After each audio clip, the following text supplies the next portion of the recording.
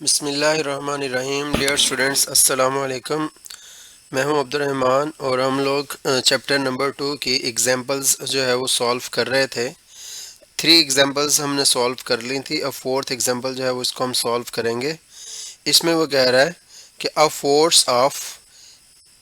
force F is equal to 2I plus 3J units has its point of application moved from point A 1, 3 to the point 5, 7. Find the work done।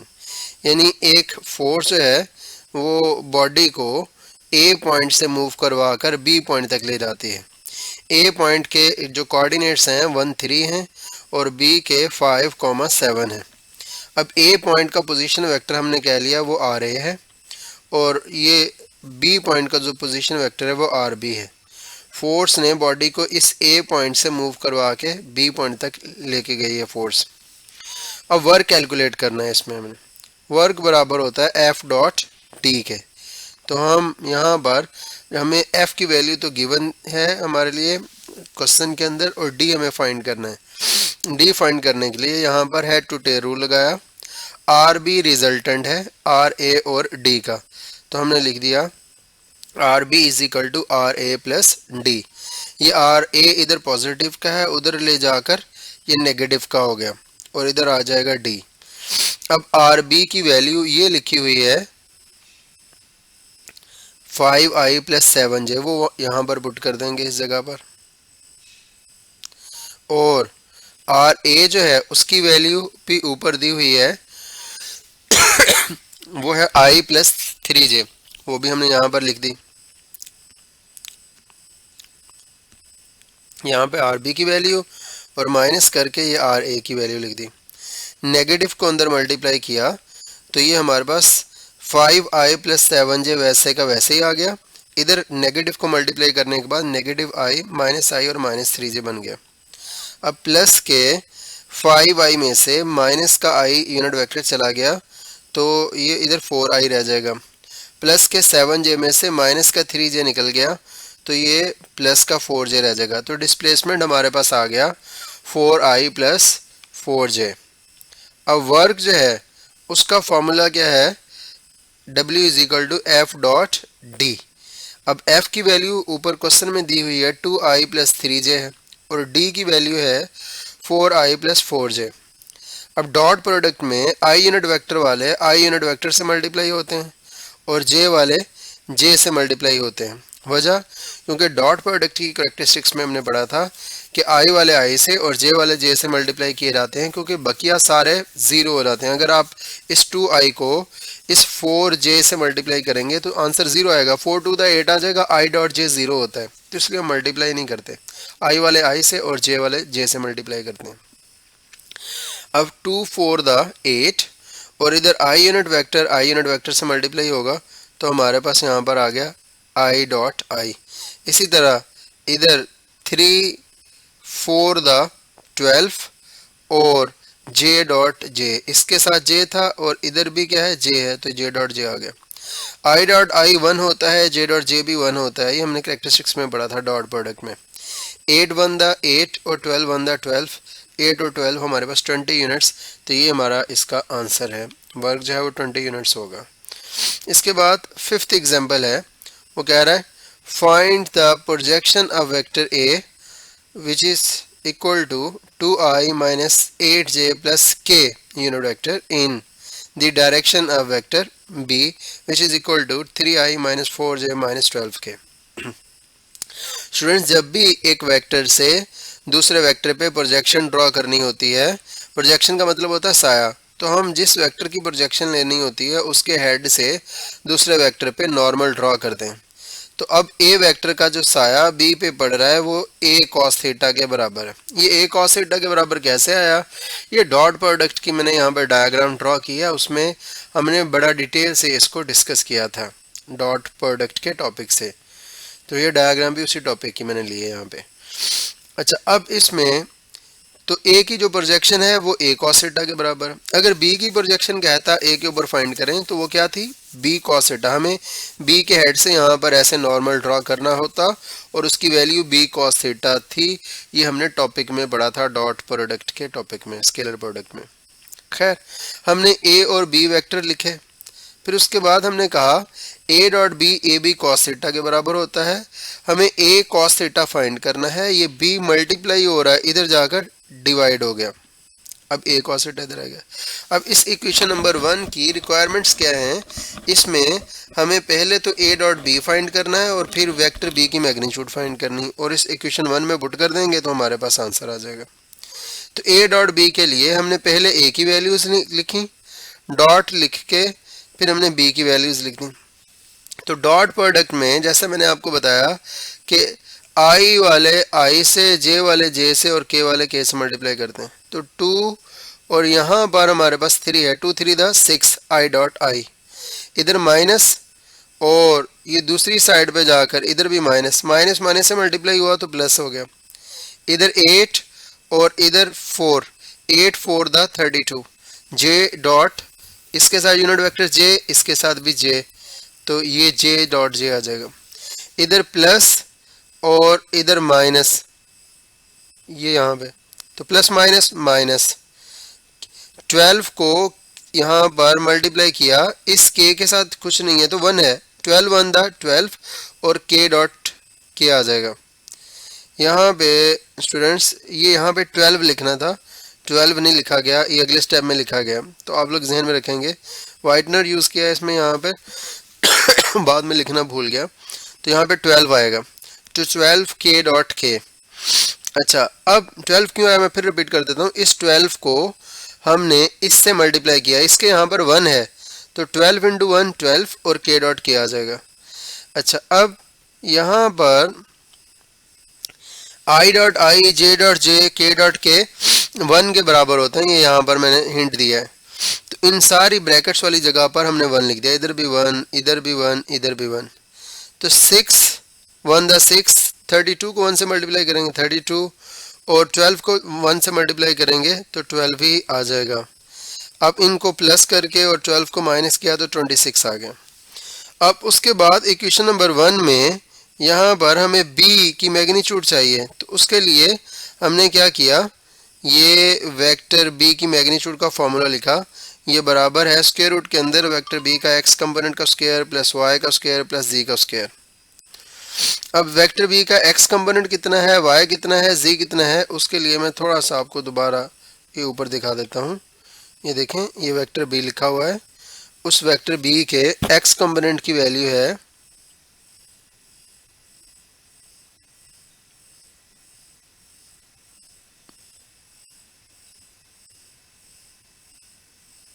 जी, ये 3 के बराबर है, और इसका y component जो है, j के साथ y कंपोनेंट होता है तो ये -4 के बराबर है, और इसका z कंपोनेंट -12 के बराबर है।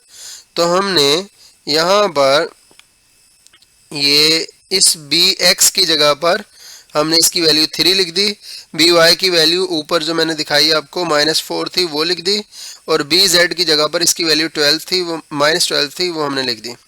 स्क्वायर अप्लाई किया, 3 का स्क्वायर 9, 4 का स्क्वायर 16, नेगेटिव स्क्वायर की वजह से पॉजिटिव हो जाएगा। 12 का स्क्वायर 144, नेगेटिव स्क्वायर की वजह से पॉजिटिव हुआ, सबको सम किया 169, स्क्वायर रूट लिया तो 13 आ जाएगा। अब हमने इक्वेशन 1 में वैल्यूज पुट कर दी। तो इक्वेशन 1 क्या थी, इक्वेशन 1 ये थी, ये इस तरह थी, A dot A cos theta is equal to A dot B over B. तो हमने ए डॉट बी की जगह पर क्या लिखा, 16 लिख दी, 26 लिख दिया, वो ऊपर हम कैलकुलेट कर चुके हैं ये ब्लॉक के अंदर। और नीचे डिवीजन में b था, हमने इस b की जगह पर 13 लिख दिया। तो 26 को 13 से डिवाइड किया तो 2 आ गया। a cos थीटा जो कि प्रोजेक्शन है वेक्टर a की b के ऊपर, उसकी वैल्यू 2 आ गई। अच्छा स्टूडेंट्स, यहाँ पर मैंने एक MCQ बताया, अक्सर ये पूछ लेता है, a dot B a cos theta बराबर था a dot B over B, हमने फाइंड किया ऊपर इक्वेशन 1 में। अब b vector divided by b magnitude, तो ये यूनिट वेक्टर के बराबर होता है, तो इसलिए A vector dot B unit vector ऐसे लिख सकते हैं। ये अक्सर इस तरह एमसीक्यू में पूछता रहता है। तो यहाँ पर नीचे मैंने हिंट दिया है कि बी यूनिट वेक्टर बराबर होता है बी वेक्टर और बी मैग्नीट्यूड। तो इस दायरे के अंदर हम ये बी यूनिट वेक्टर लिख सकते हैं। इसके बाद स्टूडेंट्स हम 7 एग्जाम्पल जो है वो करेंगे। 7th एग्जाम्पल में वो कह रहा है कि a load is suspended by 2 cords as shown in the figure. एक लोड को 2 रस्सियों के जरिए से लटकाया गया है, लटकाया जाता है जैसा कि तस्वीर में दिखाया गया है। Determine the maximum load that can be suspended at P if the maximum breaking tension of the cord is used is 50 newton. तो आप जो है वो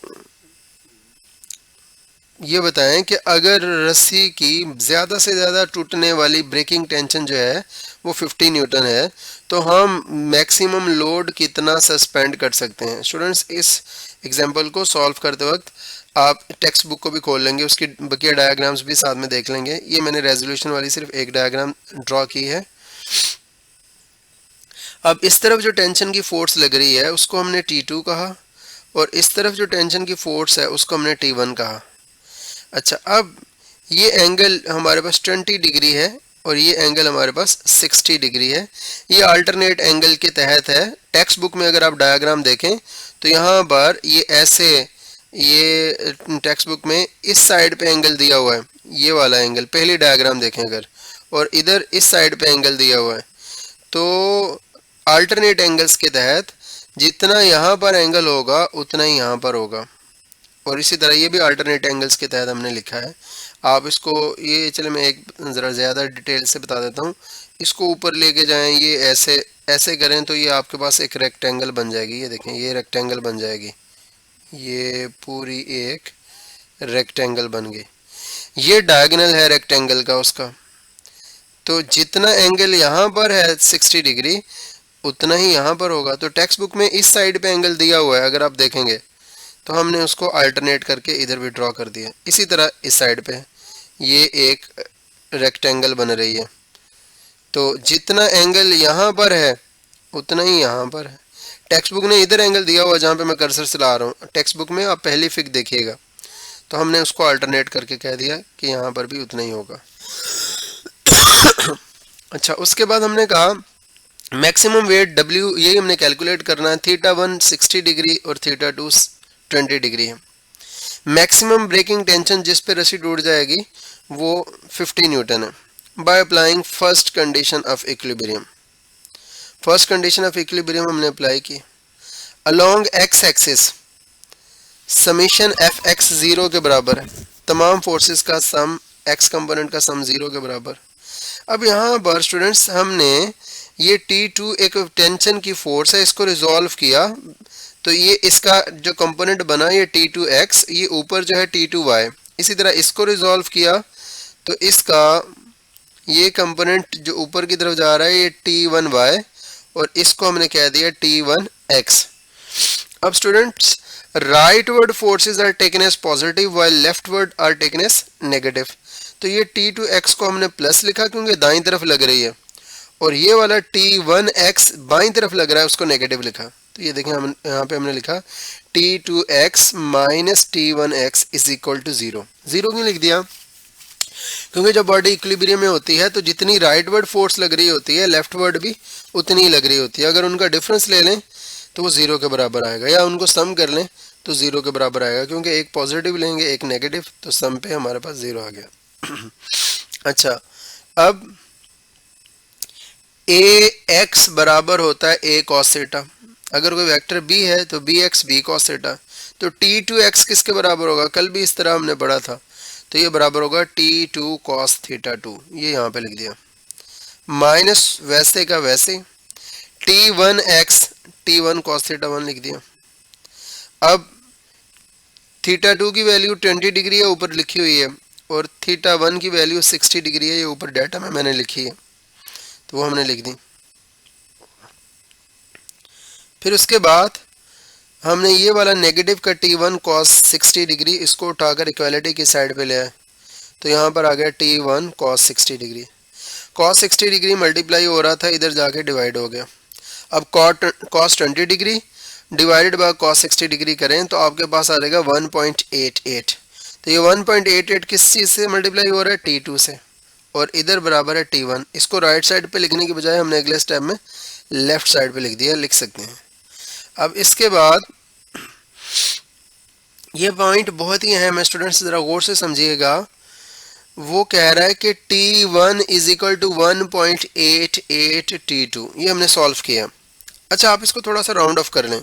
मैं इसको 8 को राउंड ऑफ करूं तो ये 1 बढ़ के 2 हो जाएगा। आप कह लें T1 is equal to 2T2। 2 T2 मिलकर एक T1 बना रहे हैं, उसके बराबर हो रहे हैं। तो इसका मतलब T1 बड़ा है, क्योंकि ये 2 हैं और ये इस अकेले के बराबर हो रहे हैं। चलें एक और तरह समझाता हूँ। मैं कहता हूँ जी 160 रुपए का $1 है। अब 160 रुपए मिलकर $1 के बराबर हो रहे हैं, तो डॉलर बड़ा होगा या रुपए? डेफिनेटली डॉलर बड़ा है और रुपए छोटा है। तो इसी तरह यहाँ पर 2 T2, अगर राउंड ऑफ कर दें इसको 88 को, 2 T2 मिलके एक T1 बना रहे हैं, तो T1 बड़ा है और T2 छोटा है। तो ये हमने लिखा T1 is greater than T2। तो अगर T1 टेंशन की फोर्स T2 टेंशन की फोर्स से बड़ी है तो मैक्सिमम टेंशन जो दी हुई है ऊपर वो T1 हम लिखेंगे 50 न्यूटन के बराबर, क्योंकि ये T1 बड़ा है तो ये मैक्सिमम टेंशन ऊपर क्वेश्चन की स्टेटमेंट में दी हुई है। अच्छा, फिर हमने जब T1 की जगह पर 50 लिखा, इस जगह पर 50, तो ये बराबर आ जाएगा 1.88 इंटू T2, ये लिख दिया। फिर 1.88 मल्टीप्लाई हो रहा था, इधर जाकर डिवाइड हो गया। 50 ओवर 1.88 तो ये 26.6 आ गया।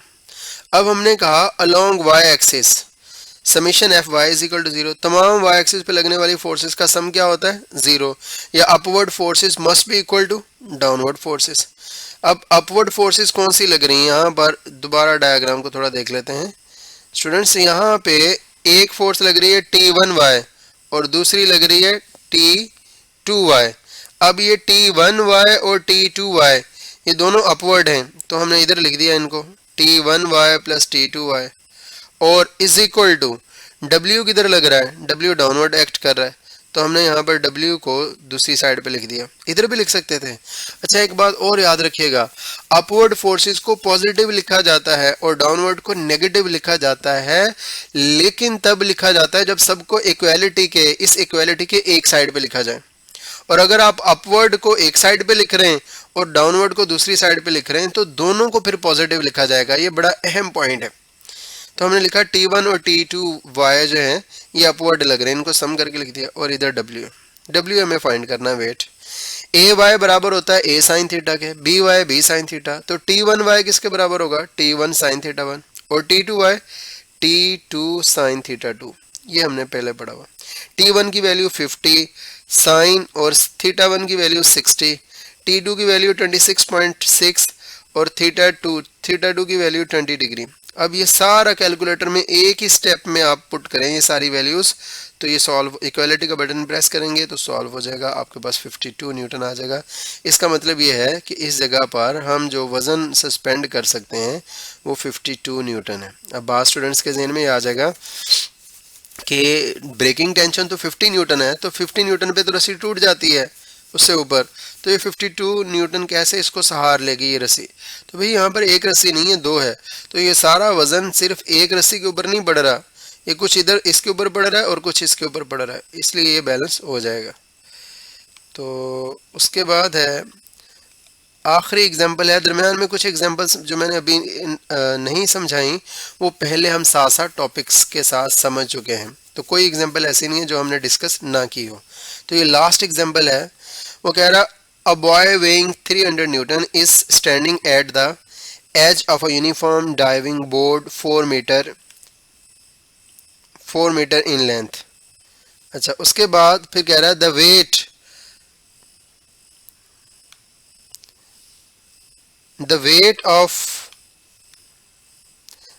of the board is 200 Newton. Find the forces exerted by the pedestals on the board. यहाँ पर डायग्राम को भी देख लेते हैं। वो कह रहा है ये एक जो है वो लड़का यहाँ पर खड़ा है, अब इसका ये जो डाइविंग बोर्ड है ये वाला, ये यूनिफॉर्म है, 4 मीटर इसकी लेंथ है, लड़के का वजन जो है वो 300 न्यूटन है, इसका 300 न्यूटन वजन वेट डाउनवर्ड एक्ट कर रहा है। इस जो डाइविंग बोर्ड है इसका यूनिट जो है वो 200 न्यूटन है, ये सेंटर में एक्ट करेगा क्योंकि यूनिफॉर्म बॉडी का वेट हमेशा उसके सेंटर पे एक्ट करता है। और इस बोर्ड की टोटल लेंथ 4 मीटर है, ये मैंने शो भी कर दी 4 मीटर। अच्छा, ए से डी तक बुक ने दिया कि ये 1 मीटर का फासला है। हमें फाइंड क्या करना है, हमें फाइंड ये करना है कि ये जो पेडिस्टल्स हैं, ये जो इसके पिलर हैं, ये वाला पिलर और ये इसके ऊपर कितनी फोर्स एग्जर्ट कर रहे हैं वो हमने फाइंड करनी है। तो यहाँ पर ये हमने लिखा weight of the boy 300 newton, weight length of the board 4 metre, weight of the board ये 200 न्यूटन और forces exerted by the pedestals on the boat जो है वो हमने कैलकुलेट करनी है। तो हमने क्या दिया, let R1 and R2 are the reaction forces exerted by the pedestals. ये जो इसके पिलर हैं, इसकी ये स्पोर्ट्स जो हैं, ये इसके ऊपर अपवर्ड डायरेक्शन में हमने फर्ज किया कि फोर्स एग्जर्ट कर रही हैं फोर्सेस, उनको हमने R1 और R2 का नाम दिया। फोर्सेस को R1 और R2 का नाम क्यों दिया, हम F1 और F2 का क्यों नहीं दिया नाम, वो भी दे सकते हैं, लेकिन चूंकि ये रिएक्शन की फोर्सेस है ना, उसको सपोर्ट कर रही हैं ऊपर। ये पुल का ये जो ब्रिज है, इसका जो बोर्ड है, इसका वेट डाउनवर्ड एक्ट कर रहा है, तो रिएक्शन के तौर पे ये फोर्स जो लगाएंगे अपवर्ड एक्ट कर रहे हैं, तो इसलिए रिएक्शन की फोर्सेस की वजह से हमने उनको जो है वो शो किया है R1 और R2 से। अच्छा, अब स्टूडेंट्स हमने कहा, यहाँ पर हमने कहा कि by first condition of equilibrium summation Fx is equal to 0 और साथ में लिख दिया नो एक्स डायरेक्टेड फोर्सेस, इसमें कोई एक्स एक्सिस के लॉन्ग फोर्सेस नहीं लग रही, तो इसलिए सारी फोर्सेस का सम क्या आ जाएगा 0। Summation Fy is equal to 0, Y axis के लॉन्ग भी सम 0 होगा क्योंकि डाइविंग बोर्ड इक्विलिब्रियम में है। समीशन Fy 0 कैसे आ गया कि जितनी अपवर्ड फोर्सेस लग रही हैं R1 और R2 रिएक्शन की फोर्सेस हैं, ये दोनों पिलर जो इसके ऊपर लगा रहे हैं, उतनी डाउनवर्ड फोर्सेस लग रही हैं। ये पुल का, ये ब्रिज का, ये जो डाइविंग बोर्ड है उसका वेट है और ये लड़के का वेट है, तो यहाँ पर ये लड़के का वेट भी डाउनवर्ड एक्ट कर रहा है। तो हमने लिखा R1 plus R2 upward forces, sum of upward forces is equal to sum of downward forces. Downward कितनी है 200 और 300, टोटल कितनी होगी 500। तो ये देखें स्टूडेंट्स, मैंने यहाँ पर R1 प्लस R2 लिखा, इनको पॉजिटिव लिखा, अपवर्ड फोर्सेस को पॉजिटिव लिखा और डाउनवर्ड को नेगेटिव लिखा। 200 और 300 और 200 ये नेगेटिव यहाँ पे ये शो की हुई है, ये नेगेटिव में हमने लिख दी। क्यों? क्योंकि डाउनवर्ड फोर्सेस को नेगेटिव लिया जाता है और अपवर्ड को पॉजिटिव। ये तब लिया जाता है जब सारी फोर्सेस इक्वलिटी के एक साइड पे लिखी जाएं। अच्छा, अगर इनको उठाकर इधर ले जाएं तो ये पॉजिटिव क्यों हो जाए? तो ये बात मैंने पहले भी बताई कि अगर अपवर्ड फोर्सेस को एक साइड पे लिखा जाए, डाउनवर्ड को दूसरी साइड पे, तो दोनों तरह की फोर्सेस को पॉजिटिव लिखा जाएगा। तो खैर R1 प्लस R2 ये हमारे पास 500 आ गया, इन दोनों को सम कर लिया। फिर by first second condition of equilibrium हमने सेकंड कंडीशन अप्लाई की इक्विलिब्रियम की, किस पॉइंट के अबाउट अप्लाई की, इस D पॉइंट के अबाउट अप्लाई की। टॉर्क फाइंड किया इस पॉइंट D के, चूंकि बॉडी इक्विलिब्रियम में है तो इस पॉइंट के गिर्द जो टॉर्क है उसका सम क्या होगा 0 के बराबर होगा। अच्छा, अब स्टूडेंट जरा फिर को गौर से समझिएगा। पहले टोटल इसकी लेंथ यहाँ से लेकर यहाँ तक 4 मीटर थी और उसने कहा था यहाँ से लेकर यहाँ तक पेडिस्टल्स का रिमेनिंग फासला 1 मीटर है। तो फिर हमने आगे खुद गैस कर लिया कि यहाँ से लेकर यहाँ तक यानी D से B तक वो 3 मीटर होगा, क्योंकि 4 में से ये 1 मीटर चला गया, बाकी 3 मीटर। अब ये यहाँ से लेकर यहाँ तक पूरा बोर्ड है, तो वेट इसका सेंटर पे एक्ट करेगा। अगर सेंटर पे एक्ट कर रहा है तो यहाँ से यहाँ तक 2 मीटर होगा, क्योंकि टोटल 4 मीटर, तो 4 का हाफ जो है वो 2 मीटर होगा। अच्छा, अब ये 2 मीटर है तो ये 1 मीटर है, तो ये भी कितना होगा 1 मीटर, क्योंकि 1 और 1 दोनों मिलके 2 मीटर हो जाएंगे। तो ये हमारे पास सेंटर पे आ गए। अच्छा, अब हमें इस D पॉइंट के गिर्द टॉर्क फाइंड करना है। तो देखें, आप एक पेंसिल ऐसे ही रखें, बिल्कुल ऐसे जैसे ये पड़ी है, पेज के ऊपर रखने चलें। आप उस पेंसिल के इस तरफ हल्का सा पुश करें तो आप देखेंगे वो पेंसिल ऐसे घूमना शुरू करेगी, ऐसे घूमना। तो ये कौन सी रोटेशन होगी उसकी? क्लॉकवाइज। तो इसलिए हमने कहा ये R1 जो फोर्स है ये क्लॉकवाइज टॉर्क पैदा करेगी। ये R2 जो फोर्स है ये D पॉइंट से गुजर रही है, तो इसलिए ये कोई टॉर्क पैदा नहीं करेगी। ऐसी फोर्स जो पॉइंट ऑफ रोटेशन से गुजर रही हो उसकी वजह से कोई टॉर्क पैदा नहीं होता। ये टॉर्क वाले टॉपिक में हमने पढ़ा था। क्योंकि मोमेंट आर्म यहाँ पे ज़ीरो हो गया तो टॉर्क भी ज़ीरो हो जाएगा। अच्छा, ये वाली फोर्स, आप पेंसिल को फिर ऐसे रखें, आप हाथ से पेंसिल के ऊपर उंगली से ऐसे फोर्स लगाएं तो आप देखेंगे पेंसिल ऐसे घूमना शुरू कर देगी, ये ऐसे घूमने की कोशिश करेगी। तो ये कौन सी रोटेशन पेंसिल में आएगी? क्लॉकवाइज। अच्छा, आप पेंसिल को फिर ऐसे ही रखें, उसके ऊपर बी पॉइंट जो है एंड पॉइंट, यहाँ पर नीचे की तरफ फोर्स लगाएं उंगली से, तो आप देखेंगे पेंसिल फिर ऐसे घूमने की कोशिश करेगी। तो ये कौन सी रोटेशन हो रही है? क्लॉकवाइज। तो ये सारी फोर्सेस जो हैं R1 भी और ये वेट ऑफ द बोर्ड भी और वेट ऑफ द बॉय भी, ये सारी फोर्सेस जो हैं ये क्लॉकवाइज रोटेशन पैदा कर रही हैं। तो क्लॉकवाइज टॉर्क को हम नेगेटिव लेते हैं। तो खैर, अब पहली जो टॉर्क होता है force multiplied by moment arm, तो ये एक्सिस ऑफ रोटेशन है, डी पॉइंट जो है, तो यहाँ पर फोर्स लग रही R1, तो इसका मोमेंट आर्म ये है परपेंडिकुलर डिस्टेंस ए से लेकर कहाँ तक? डी तक। तो हमने यहाँ पर लिखा -R1 multiplied by AD। Negative क्यों लिखा? क्योंकि क्लॉकवाइज टॉर्क है और R1 फोर्स है, AD उसका मोमेंट आर्म। अच्छा, उसके बाद ये देखें, ये जो 200 की फोर्स है इसका मोमेंट आर्म डी से लेकर कहाँ तक है? सी तक। तो हमने लिखा -200 इंटू DC। नेगेटिव क्यों लिखा? क्योंकि ये वाली फोर्स जो है 200 की, ये भी क्लॉकवाइज टॉर्क पैदा कर रही है। फिर यहाँ पर फिर माइनस लिखा क्योंकि लड़के का वजन भी क्लॉकवाइज टॉर्क पैदा कर रहा है। तो लड़के का वजन 300, ये देखें ये 300 है और इस पॉइंट का एक्सिस ऑफ रोटेशन से फासला डी से लेकर कहाँ तक है? ये बी तक। तो हमने डी भी लिख दिया मोमेंट आर्म। तो सारे टॉर्क्स का ये जो सम है ये बराबर किसके आ गया? 0 के। तो बहुत स्टूडेंट्स कहेंगे यहाँ पे तो नेगेटिव है, भाई प्लस कर दें और यहाँ पर ये इसका माइनस का साइन, प्लस माइनस क्या हो जाएगा? Minus, plus minus minus. तो हमने एक्चुअल में तो सम ही किया है लेकिन टॉर्क के नेगेटिव के साइन की वजह से यहाँ पर सारे नेगेटिव हो गए। खैर, अब AD की वैल्यू देखें, A से लेकर D तक 1 मीटर है, तो इस जगह पर AD की जगह पर 1 लिख दिया। DC की वैल्यू देखें, यहाँ पर D से लेकर C तक 1 मीटर है, तो यहाँ पे हमने DC की जगह पर भी 1 लिख दिया। DB की वैल्यू D से लेकर B तक ये कितने मीटर है? 3 मीटर, तो ये हमने यहाँ पर 3 लिख दिया। -R इंटू 1 -R1 और माइनस का 200 1 से मल्टीप्लाई होकर माइनस का 200, माइनस का 300 3 से मल्टीप्लाई हुआ माइनस का 900। अब ये 200 और 900 ये नेगेटिव के थे, दूसरी इक्वलिटी की दूसरी साइड पे शिफ्ट किया तो ये दोनों पॉजिटिव के हो गए। यहाँ पर प्लस लिखना ज़रूरी नहीं है, ये वैसे ही लिख दिया मैंने। अब 200 और 900 दोनों मिलाएं तो कितना हो जाएगा? 1100। ये नेगेटिव का R1 है, आप इस नेगेटिव के साइन को इधर शिफ्ट कर सकते हैं, यानी दोनों तरफ -1 से मल्टीप्लाई करेंगे तो ये प्लस हो जाएगा या माइनस हो जाएगा, या आसान लफ्ज़ों में आप ये कह लें नेगेटिव को दूसरी तरफ शिफ्ट कर दिया। तो ये R1 = -1100 न्यूटन आ गया।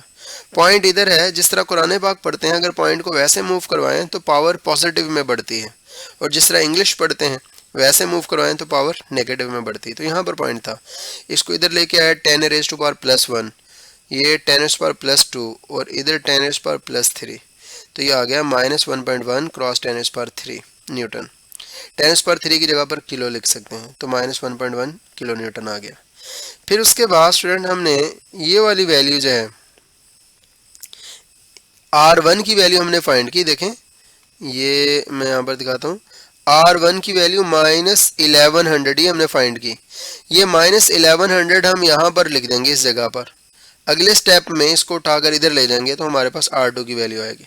तो देखें अगले पेज के ऊपर मैंने ऐसे ही किया है, by putting the value of R1 in equation 1। तो हमने R1 की जगह पर -1100 लिख दिया प्लस R2 ऐसे, और इधर 500, ये माइनस का 1100 उठाकर इधर ले गए, ये प्लस का हो गया, +1100 प्लस 500 दोनों का ऐड करें 1600। पॉइंट को 3 दर्जे इधर मूव करवाया पहले की तरह ही, तो 10⁻³ आ गया। 10⁻³ की जगह पर किलो न्यूटन लिख देंगे। अब स्टूडेंट ये बात बड़ी अहम है, negative sign with R1 shows that it is actually directed in downward direction. क्या मतलब कि ये जो R1 है, बड़ी अहम बात है ये R1 के साथ जो नेगेटिव का साइन है इसका मतलब ये है कि R1 अपवर्ड नहीं एक्ट कर रहा, हमने किधर लिया है? अपवर्ड।